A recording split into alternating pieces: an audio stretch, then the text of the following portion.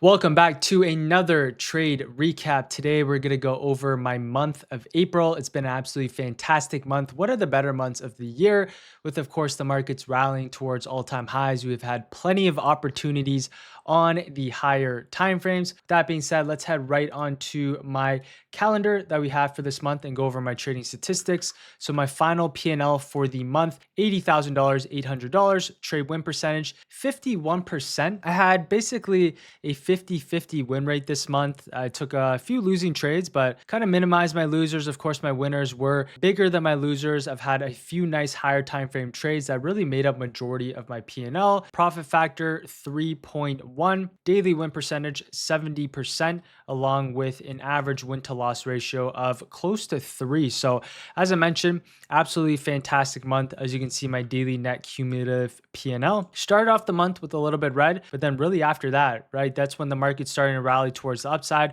We've had very nice higher time frame trades, a lot of continuation as well. And as you can see here for my net daily P&L, I've had a couple nice trades earlier into the month on Tesla. We had a few nice trades as well. Week number 2, higher time frame moves towards the upside. So really absolutely fantastic month. As I mentioned, if I scroll down here, as you can see, first week negative 1.95 thousand, second week 29,000, third week 20,000, fourth week 30,000, and this week so far ending off the week only up about 2.35. Gave some profits back today. I didn't really like the trades I ended up taking. Some of the setups just weren't really there this week. A lot more consolidation in the markets. We'll see what happens coming into end of week. The markets have been a little bit slower here with FOMC and some of the earnings that we do have. With that being said, I kind of want to go over the main theme of this month so far and kind of the setups that we're looking for. So primarily on the higher time frames, what really allowed us to have this good of a month so far was primarily that continuation. So before we actually go into that, I kind of want to touch up a little bit on last month's price action compared to this month. So last month in March, this was one of the most difficult months within a year. We talked about a lack of continuation, a lot of fake outs in the markets, and I was a lot more red in March. March was one of the more difficult months. A lot of people had a very tough time navigating the markets, myself included, and I only made $35,000, but there was a lot of red, and I ended up taking a lot of losing trades. So March was by far one of the most difficult months within a year, right? Ever since I'd say last year when we had the tariff news, very similar thing. March was a fairly difficult month, followed up by April, which was absolutely fantastic. And then we had that rally towards the upside. And then we ended up having really solid continuation and price action throughout summer. So very similar thing with the markets. We had the tariffs drop towards the downside and rip back towards the highs. Similar thing this year. What we had instead of the tariffs, we had the war news drop in March, and then in April, nice rally towards the upside. And that's exactly what we got. We're expecting the markets to eventually bounce and then bouncing almost at the exact same time. And of course, the rally was towards the all-time high. So hopefully some of you guys were able to capture that move higher. That was by far the nicest move. There was a lot of nice setups with, of course, semis leading the markets higher. But with that being said, a lot of the trades I ended up taking this month in specific that made most of my money were higher time frame setups. So all of these ones are based off of the daily and 1 hour chart. There wasn't really too many nice setups specifically on the 1 minute time frame. A lot of momentum was primarily based off the higher time frames. You kind of had to hold, or might have taken a couple of tries if you were specifically on the 1 minute. So this month I've done a good job kind of just maintaining a lot of trades on the 5 and 15 minute. That does come with elevated risk, but you have to hold based off the higher time frames, right? Trust the setup, and that's when really all the trades and everything's been paying off basically on the higher time frame. So a lot of the trades, as I mentioned, have been happening on the daily and 1 hour. Some of my favorite setups that have occurred are the flat top break. So one happened fairly recently with, of course, Intel, right, where we create a flat top, right? Higher highs, higher lows are being built. We have a lot of liquidity being built. Once we break above, right, retest continuation, right? Classic flat top break, one of my personal favorite setups. Another bunch of setups that we've had were these all-time highs moves. So we had like MU setup, we had like a couple cup and handle on the higher time frames, right? Anything that's fairly bullish, especially you see this on the higher time frames, like a cup and handle, a flat top break, like a daily flag pattern, right? These are the best setups to look for, especially in a bullish market. Last month when we were trading, there wasn't any higher time frames whatsoever. A lot of it was just consolidation. But when the higher time frames started flipping bullish, that's when we look for these bullish higher time frame setups. We look for, right, break and retest for continuation higher. We look for any sort of bullish pattern, right? AMD, right, consolidation break. We have so many different higher time frame patterns. AMD had a great one where it was just consolidating. We broke above, continuation towards the upside. That was super fantastic. MU and a bunch of the memory names continue to lead the markets higher with just continuation trends towards the upside. Intel, one of my favorite names, was basing on the higher time frames. Once we broke out, this one had an explosive move towards the upside. So there's plenty of different names that we're looking for on the higher time frames. And of course, with the markets moving higher, that's exactly what we're looking for. Let's go into some of the nicer trades that we end up taking this month in specific. Tesla was one of my biggest trades of the month. We had this downtrend break. Tesla's been in a downtrend for the past few months. What we're looking for, of course, the market was very bullish. Tesla was lagging behind. We're looking for the break of this trend line. And of course, one of our triggers is above our previous day highs. So if you have some sort of higher time frame thesis, let's say this downtrend break, what is one of our triggers that we're looking for? If price is above our previous day highs, it's a good signal that we can pay attention to a name like Tesla. So we have this downtrend break in mind. If we go into the lower time frames, as I mentioned, one of our triggers that we do have is above our previous day highs. Once we break above our previous day highs, we can be looking for continuation higher. So for Tesla in this case, as you can see right here, price at the very start came back down, but broke above our previous day highs. That is when we can go look in long. So coming into market open, as you can see here, price is now breaking above our previous day highs.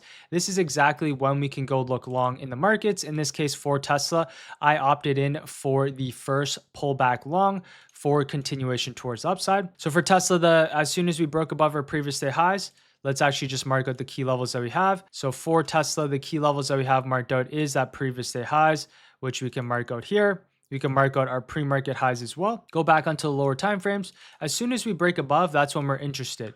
We can be looking for an aggressive entry. As you can see, nice first pullback. In this case, we opted in for the first candle rule. Sorry, this is the one candle rule along with our order block. So price tapped into our key level. We're very much interested in Tesla. This is where I personally got in. Stop can be a break underneath. If you want to give it a little bit more wiggle room, you can have a stop all the way down in towards our 368. In this case, this was a higher time frame break. As I mentioned, we were targeting all the way back up in towards our 385 here on the higher time frames. And as I play out the tape here on Tesla, right, super solid buyer step in, a lot of relative strength on this day. This was one of the best trades of the month by far. Tesla contracts moved super nicely. Let me pull it up here. Contracts end up moving super nicely on this day. As you can see right here, I have the 375s pulled up. Contracts went from $3 a con intraday all the way up in towards 16.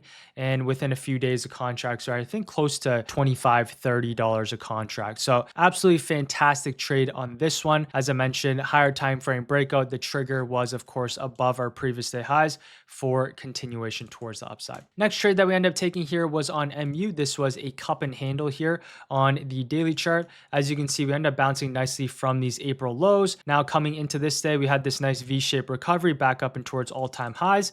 And as you can see, we're essentially basing above our all-time highs here. So for MU, as I mentioned, nice V-shaped recovery. Now we're forming a cup and handle. You can consider this a flag pattern here as well. Regardless, right, we're bullish here on MU, looking for continuation higher. What is our trigger that we talked about? Our trigger is above our previous day highs. So once price breaks above our previous day highs, that is when we can be looking for continuation higher. You can see on this day, of course, we end up having pretty strong rejections. This day never broke above our previous day highs. The day after never broke above our previous day highs. But this day right here in specific, breaking above our previous day highs, as long as you can maintain above, we can be looking for continuation higher. So for MU, as you can see right here, some of the levels that we have marked out personally was at previous day highs. This is my executions here. I'll show you in a second. I actually took 2 trades on this day. Tried anticipating the move above, right? Once we had that reclaim, took a little bit longer. As I mentioned, sometimes it doesn't take the first try, right? Sometimes it takes a couple of tries, especially if you have a higher time frame thesis. So for MU, took the 470s above our previous day highs. What was I looking for, right? Base right off the bat. Tried looking for it earlier into the day because we're above our previous day highs, but I eventually stopped out on the first setup. It came back down once more, came back down in towards that previous day highs, which was super solid. And then I opted in for the reclaim setup because this one eventually hit our previous day high. Sorry, as I mentioned, beautiful buyer stepped in here off our previous day highs. So once I ended up taking the trade the second time, in this case, my entry was, I'm pretty sure if I'm not mistaken, it was a reclaim setup. Sorry, it was a reclaim setup above this high here on Monday. So the first trade was, of course, the break and retest for continuation towards the upside. The second trade was the reclaim setup. If you're looking at the previous day high retest, this would have been the best setup of the day, was that low risk here off that previous day highs. Ended up taking the reclaim on the second time. You can see a super explosive move towards the upside. Beautiful move on the contracts, 70% within a couple of minutes. And of course, we had some more continuation later into the day, and we end up rallying the rest of the day because, as I mentioned, this was a higher time frame thesis. If you look at this on the hourly time frame, we had this nice break and retest. And of course, we had a flag pattern, whatever you want to call it. Regardless, it is very bullish here on the higher time frames. If you're on the daily chart, as I mentioned, right, cup and handle, right, it's just bullish on here on the daily time frame. 4-hour cup and handle, daily flag pattern.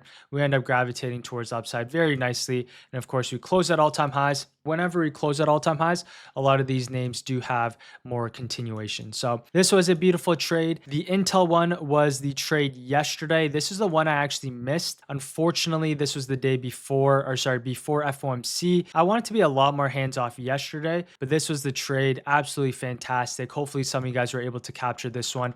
Earnings push towards the upside, creating this flat top here. As you can see, higher lows are being built on the hourly time frame. Break above, retest, continuation towards the upside. So as you can see here for Intel, we broke above it here in the pre-market. As you can see, within the first 15 minutes, nice break above. And now we're looking for the retest of our 87 for continuation. As I mentioned, the trigger, of course, is above our previous day highs. We're above key levels here as well. So Intel, very nice base above our 87, right? On the 1 minute time frame, a little bit choppier, as you can see, but the 5 minute held perfectly.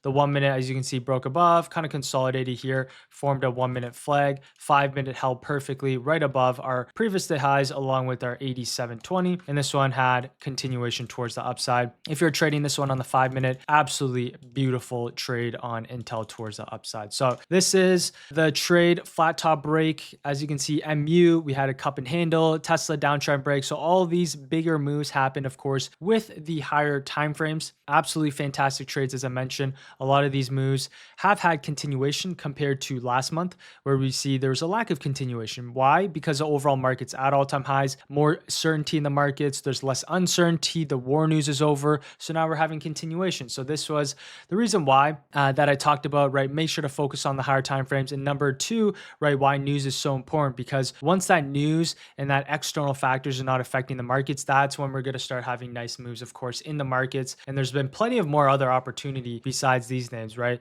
This month, a lot of opportunities in the markets. Of course, we're rallied towards all-time highs. The markets are up about 20% off from those April lows. So absolutely fantastic. Basically, anything that you bought did go up. Yeah, with that being said, hope you guys did enjoy this recap for this month. It's been an absolutely fantastic month. Hopefully, we can follow this up in May. With that being said, I'll see you guys all next video. Take care, everyone. Peace.